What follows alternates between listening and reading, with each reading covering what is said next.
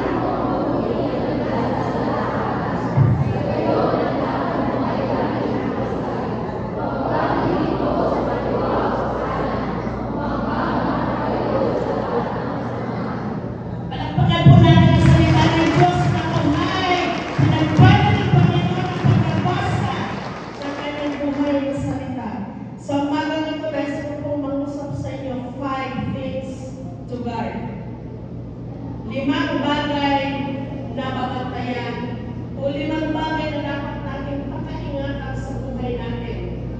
Kung tinatawag mo si Jesus as your personal Savior and Lord, ligtas ka na. Dahil sa ikaw ay ligtas na may part ka na dapat gampanan. Dahil hindi po tayo once and always save eternal security. Hindi po tayo doon. Dahil sa ikaw ay ligtas na, dapat ingatan mo. Kung meron ka mang dapat napakaingatan ay walang iba. Kundi ang kaligtas na ngayong kaluluwa. Meron sinabi si Jesus sa kanyang salita na meron isang tao, sa bagong iba na tinutukoy ko sa gospel, na meron siyang nakita isang lupa na meron treasure doon. May kayamanan. Ang ginawa ng tao na ito, pinagbili niya kanyang mga ari-arian upang mabili namin yung lupa ngayon na may kayamanan.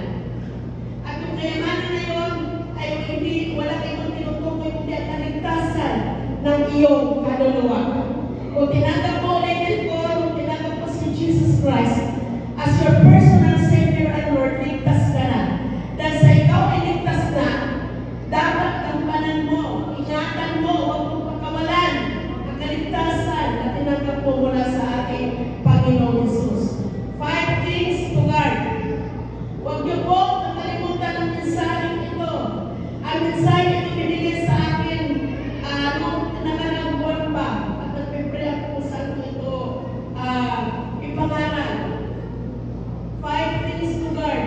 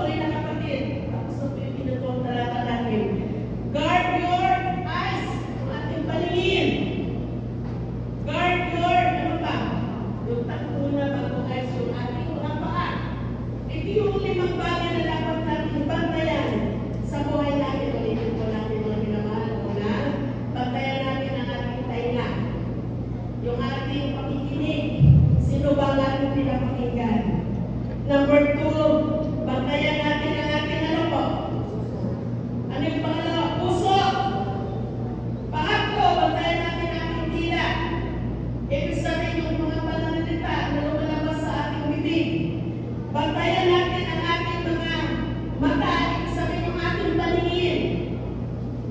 Panglima, bantayan natin ang ating paa, lakad. Number 1, guard your ears. Ano po? Bantayan mo ang iyong tainga o pakikinig. Ito po ang una sa 5. Ayon po sa Kawikaan chapter 4, verse 20, muli natin basahin, muli niyo po basahin. 1, 2, 3, go!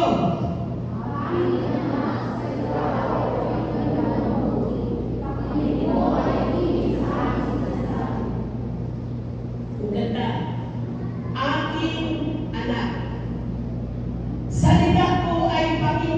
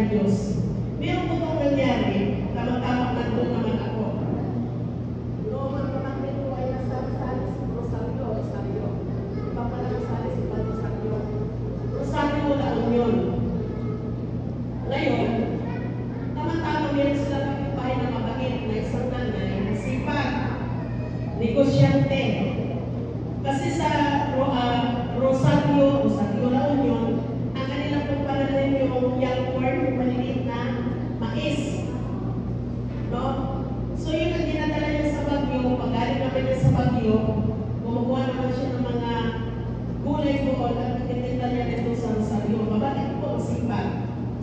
Ngayon, dumating isang panahon na napabalita na yung sinakyan niyang van ay nahulog doon sa medyo bagin at marami ang namatay.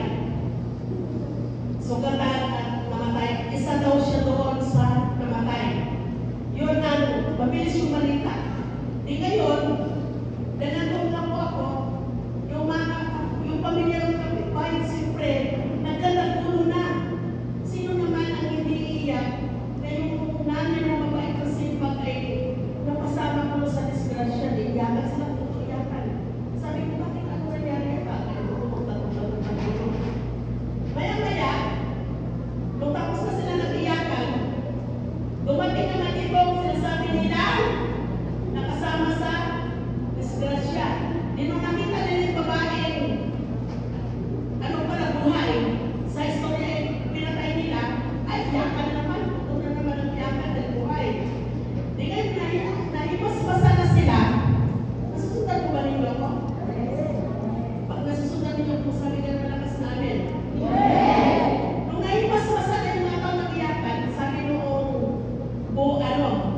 buhay pala na ginawa nilang namatay doon sa istorya, akin na ako sa pagkas. At ang ginawa at gagawin nyo, so may akin sa inyo kung may biin, taong-taong iyakan na naman. Kaya tayo, bago natin istorya sa katabi natin, sa kapwa natin, tiyakin muna natin mabuti na yung narinig ba natin ay totoo ba o hindi. Nasusundan po ba ninyo ako?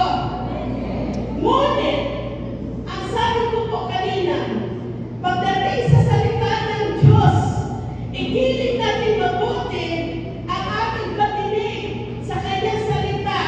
Dahil ang salita ng Diyos ay totoo. Ang salita ng Diyos ay makapangyarihan sa lahat.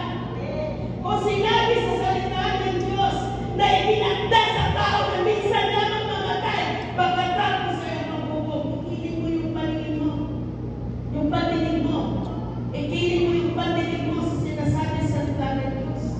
Dahil huwag kang lumapit lamang sa Diyos kapag matindi na ang sitwasyon. Samantala may panahon pa, lumapit tayo sa Panginoon. Amin po ba? Dahil ngayon ang araw ng kaligtasan.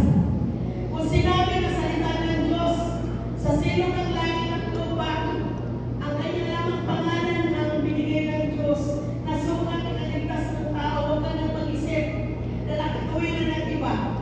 Akin, abang ng kulaya ay diyak lang pating ay wanda.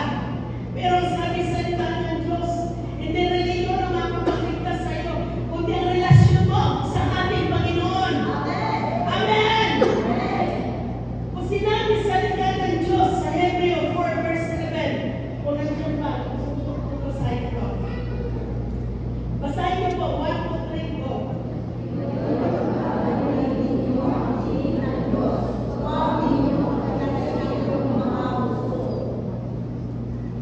Purihin ang Panginoon pinagpala ko kayo.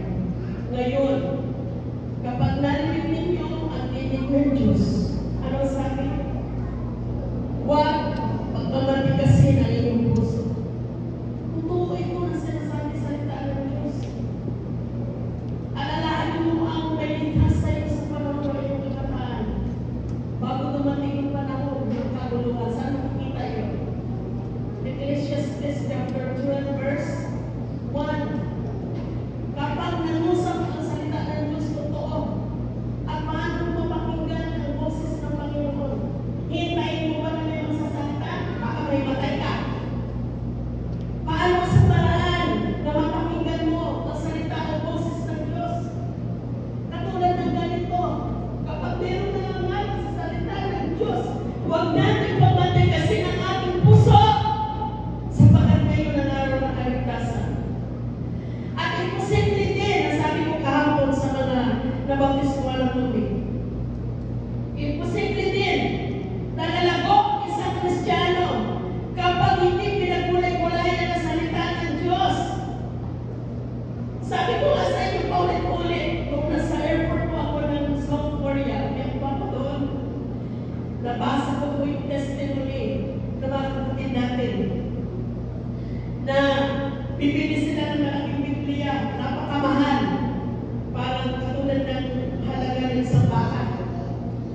Pagdating po doon sa China, yan, pahiwalayin. Magtatago pa sila kung saan sila magtago. Para hindi sila mahuli na kapag nakita sila huli. Papahirapan, papatayin, ipilago. Ngunit sa bansang Pilipinas, pumunta ka sa bahay. Ang Biblia karamihan, sinisiksik, hindi sila sa niksik. Huwag mo nawa gawin na kung nawa mangyari sa'yo. Magbabasa ka naman ng Biblia dahil ikaw ay magdilit ng devotion. Huwag nawa mangyari sa'yo. Magbabasa ka ng Biblia dahil mag-exhort ka sa prayer meeting. Kundi ako po nagmamahal sa Diyos. Araw-araw ay bigyan mo ng pansin ang salita ng Diyos. Hallelujah! Hallelujah! Palagi ko po sinasabi sa inyo ang nagmamayaman. Hindi ko kaya mabuhay. Hindi ko kaya lumipas ang maghapon na wala ang salita ng Diyos. Kapag nabasa mo na yung isang kapitulo, o diin mo ni Pinte, nilalagyan ko po ng kulay yan.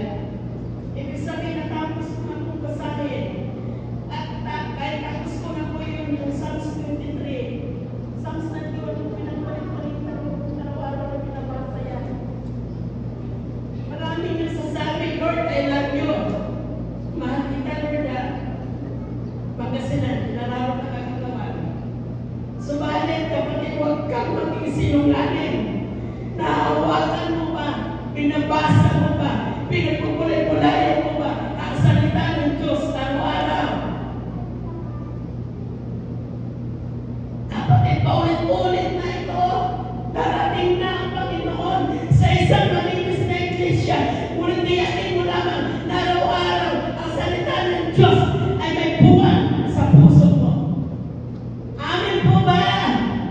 So, number 1 po, kung meron kang dapat bantayan, ay bantayan mo ang iyong pakikinig. At walang ibang mapakinggan na higit sa lahat ay ang buhay, banal na salita ng Diyos. Dahil kasi kung maghapon din naman pinabawalan, hindi po bawal ang nanonood ng TV, balita. Kung nahawakan mo na yung cellphone mo, TV, panay basura, ang napapakinggan mo, paano ka lalago sa Panginoon? Katulad na nabanggit kanina, man siya naglibay, pray alone. Ang tao hindi lang nabubuhay sa tinapay, kundi sa bawat salita na mumutawi sa bibig ng Diyos. Paano ka lalago kung ang Biblia ay sinisiksik mo lang? Ditang ka na ba? Babasahin kita kung mag-devotion ako. Naano ako dito ng mag-devotion. Paano po? Maraming Kristiyano o sa tao, matataba. Ilang tatlong bisis kumakain. Mayin mo yan, hindi na lang mo, mamaya kain na lang mo. Pero sa espiritual na buhay, payat na payat. Kaya kung meron konting problema, ako na gawin super nakita ko niya manaya. Madali kang itapang ng away. Ngunit kapag ang isang nananampalataya ay pagkukulang na tayo, ngunit kung mahal mo ang salita ng Diyos, ikikiling mo yung paninig sa salita ng Panginoon. Amin po ba? Hallelujah! Palapagan po natin ang ating Panginoon. Hallelujah!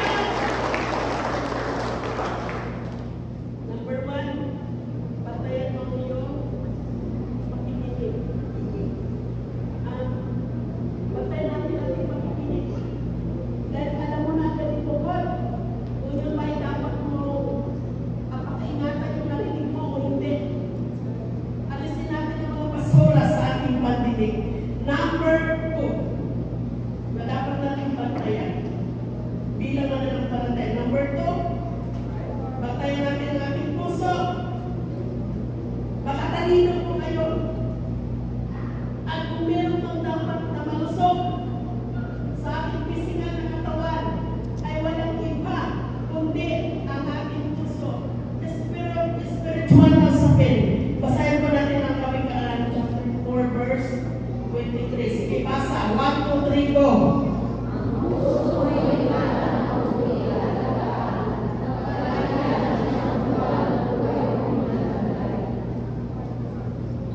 Mahilingan po po lahat ng lalaki.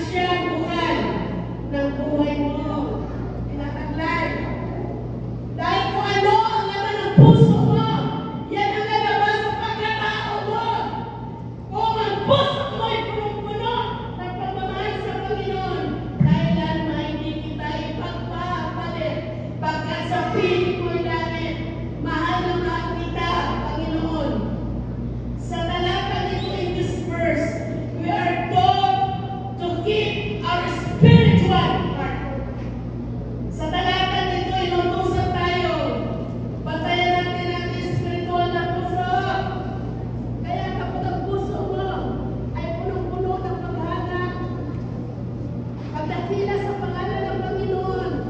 Kahit kung pagpalakpak natin, hindi natin pinipagpit, palakpakan po natin ang Panginoon. Palakpakan po natin ang ating Panginoon. Hindi mo pinipit, pero alam mo, pinapuli mo ang Diyos. Nabalan. Hindi ka na nila mag-press the Lord ng mag-hallelujah. Wala kang pakialam sa katabi mo. Dahil pinupuri mo ay Diyos na makapangyarihan sa lahat. Sabi dito, our heart is powerful. Makapangyarihan. Tama naman. The heart is powerful. Why? Dahil ito po yung powerful force. Ano po? Na ito po yung ano naman ang puso natin at tulad ng sinasabi ko ay lalabas sa ating bibig. Dahil po ang literal ko sa ating katawan, mahina ang puso, mahina rin ang katawan. Meron pa ko na-encounter na isang dalaga na nabagyan sa ating Diyos. Nagkaroon pa ko na matipin na bag. Kung sa Ilocano, apay. Akin bakit nasanay ng tawag na mahal sa babae? Bakit mahal ano nangyari sa iyo? Mahina ang katawan niya, putla-putla. Meron po kasi ako sakit sa puso. Yung sakit sa puso ko, ilarang ko ang butas. Sabi ng doktor, ayun, diba? Ano po, mahina po, pakiramdam po. Dahil kasi diba may rheumatic heart, enlargement of the heart. Napakalimutan ko sa katawan ng tao kung may diferensya ang puso. Lalong-lalo napakadelikado kapag hindi mo bantayan ang puso mo. Dahil dito lahat nanggagaling ang kasalanan. Lalo na bago ka matulog. Kung kapatid na yun, ako gabay sa nilawang ko siya. Kung gabay. Walay na lang po. Kapag hindi mo nahingi ng tawag sa Diyos, yun na lang ako magiging po at galit yun. Sasabay pa yung hindi. Kaya bago tayo matulog, sinasabi natin mabuti ang ating puso. Dahil sinabi ni King David, create me a clean heart, O God, and renew a right spirit within me. Sa Psalms 51, verse 10. Nung si David ay nagkasala sa Diyos, pangalong niya makikiapit, pumatay pa dahil doon kay Bathsheba. Hindi yun ang itinakas natin. Ngunit ang itinakas natin kay David, nagkasala siya, ngunit hindi siya umento. Ngunit hindi niya nadama na siya ibinalik sa kanyang kagalakan ng kanyang kaligtasan. Kaya napakagandang panalangin yung panalangin ni David. Bago ka matulog, pag-isip mo sa umaga, pag inulilisin mo ang ating puso, dahil kapag hindi mo na ingatan ang puso mo, nakikita yan sa paraan ng pamumuhay mo, nakikita yan sa paraan ng paglilingkod mo. Hindi mo makapansin minsan sa umaga. Pag-isip mo lamang sa umaga, sasabitan mo kasi na ng putak-putak sa ulo. Kung hindi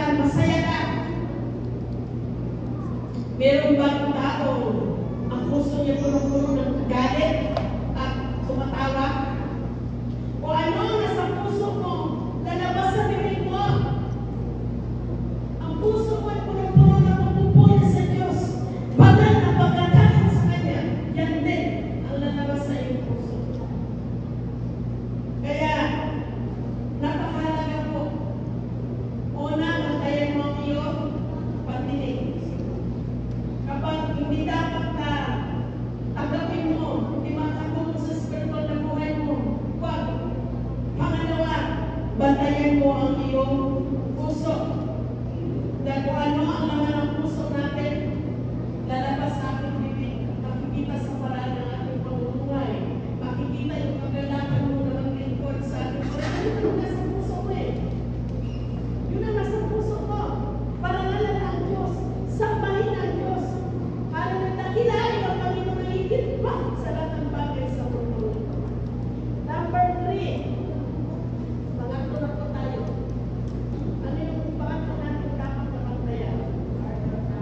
1, 2, 3, go! Ano yung dapat natin bantayan pangatlo? Ingatan mo ang iyong dila. Ibig sabihin, yung ating pananalita. Linsaman,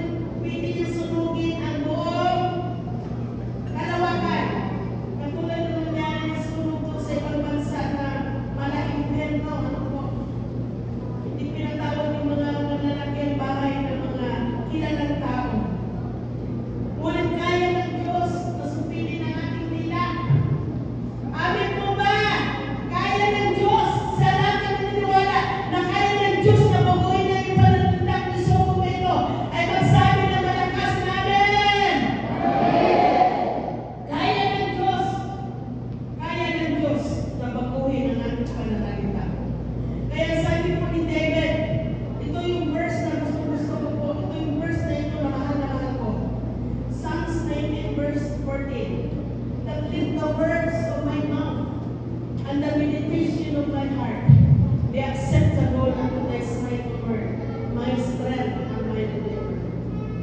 Let the words of my mouth, hayaan mo, Panginoon, na ang lalabas sa aking bibig ay pagpupuri, paglulhati. Dahil ang kabaligtaran ng pagpupuri ay reklamo. Kapag kulang tayo ng pagpupuri sa Diyos, umaga pa lang ako, yan wala yung pasimilay.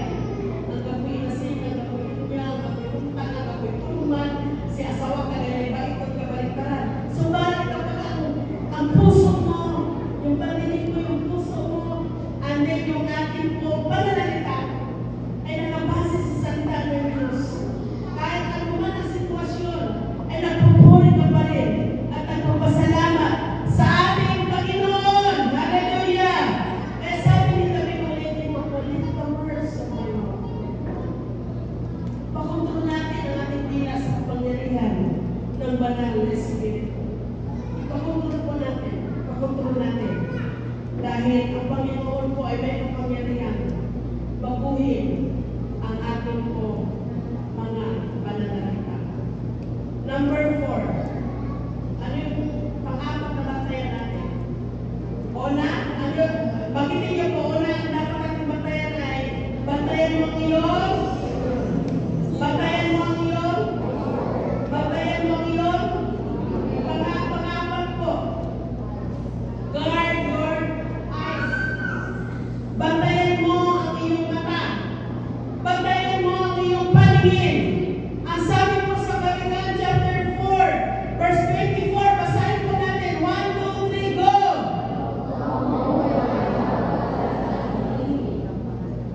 Ulitin po natin. 1, 2, 3, go!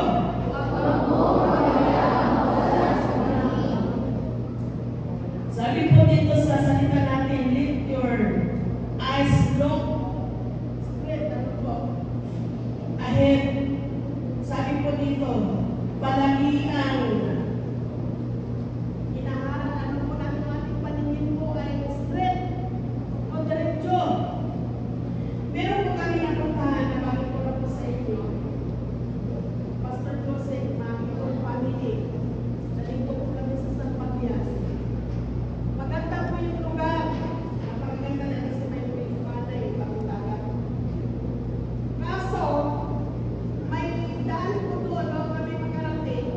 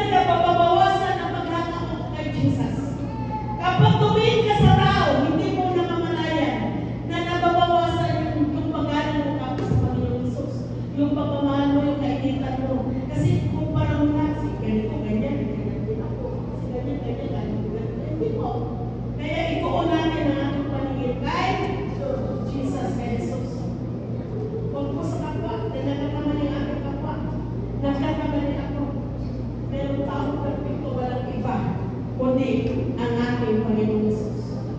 Bantayan po natin ang ating paningin ngayon. Because we are not in this last days. Nasa huling papanahonan na tayo. At paulit-ulit po sinasabi, ang Panginoong Jesus at darating sa hindi mo inaasahan na katulad ng magnanakaw. Kaya huwag mo alisan ng mata si Jesus! Okay, sa mga kapatid, hindi pati natin po, hindi siya pati, hindi na nakuhatin. Bakit po siya titignan? Ang sabi na salita ng Diyos, huwag natin pabayaan ang pagdarasal. Hindi po, gaya ng ginagawa ng ilan, kundi magpalakasan tayo ng loob. Lalong-lalo na nakikita natin na lalapit na ang pagdating ng ating Panginoon Jesus. So, bantayan natin ang ating Panginoon. Diba, asawa ninyo na naging haligi ng asin, sa natatagpuan ko yun. Sa Genesis, ano po? Ang ganda eh. Na nagbibigay tayo ng pansin sa ng Diyos kaysa yung pisang yung cellphone, ala yung Facebook, ala, ganito kayo, hindi ka na makatulog, ala, madaling araw na. Ano nangyari sa asawa nila? Ang sabi ni God sa kanila, dalian ninyo, lumabas na kayo dahil bago niyo ibuhos ang kanyang galit sa Sodoma at Gomora. Gugunanin ang Sodoma at Gomora sa pamagitan ng apoy dahil hindi na kaya ng Panginoon ang kasamaan ng lugar na yun. Pero yun po, nakalabas na sila sa Sodoma at Gomora. Nakalapag-isipin. Ang kapaway-lara, halos ko kapaway-lara. Ang very specific instruction ni Yahweh ay huwag silang bakit si Mata lang po nagsasalita? Huwag silang kung naligtas ka at naportagin ka lang, huwag mo nang balikan. Isaya, huwag mo nang balikan. Diretso ang paningin mo. Ang may asawa nila, ano nangyari? Nakalabas na sila halos. Sabi ng isip ko, sayang mo may alasok naman. Sayang mo, sultan-sultan. Anong ginawa ng asawa nila? Basahin ko sa inyong Biblia. Sa Ilutanan. Ano nangyari sa asawa nila? Lumingon, kapatid. Sayang. Bigla siyang lumingon. Hindi ito drama. Totoong nangyari. Ano nangyari sa asawa nila? Siya po ay naging haligi, asin. Babala sa akin po. Babala sa ating lahat. Praise God, babala po sa ating lahat. Tawag po tayo. Lumingon sa ating pinanggalingan. Kay Jesus lamang tayo tumingin. Pare pa natin. Bigyan naman ang Panginoon.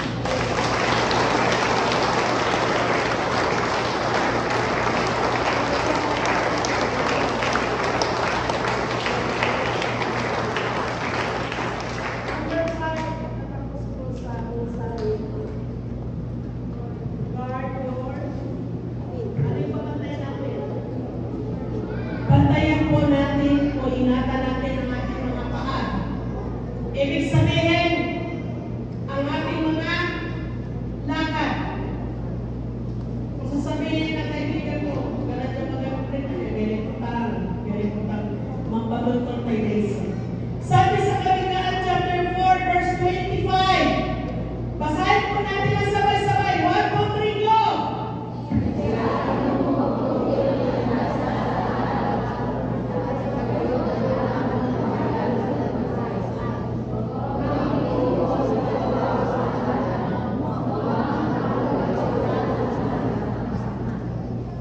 Ibig sabihin po, bantayan natin ang ating mga lakad.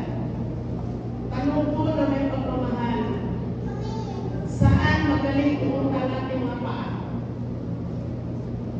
Sabi po sa Kawikaan chapter 4 verse 25, 26 ito, 26 hanggang 27. Bantayan natin siya sa ating nating mabuti. Ang landas na ating nilalakaran. Ano po? Ang ganda mo sa verse 26, huwag kang iliko sa kanan, sa kaliwa. Minsan sa ko, wala na yung unalis kami. Sabi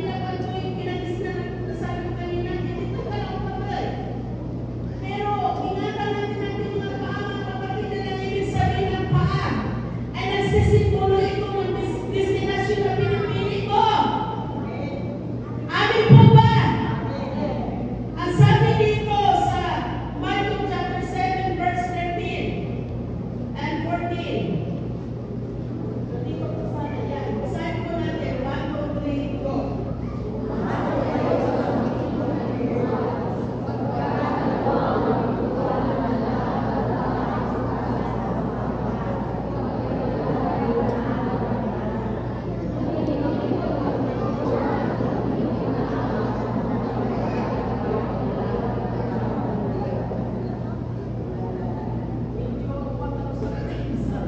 Basahin mo po muli ang verse 14 ng sabay-sabay. 1, 2, 3, go!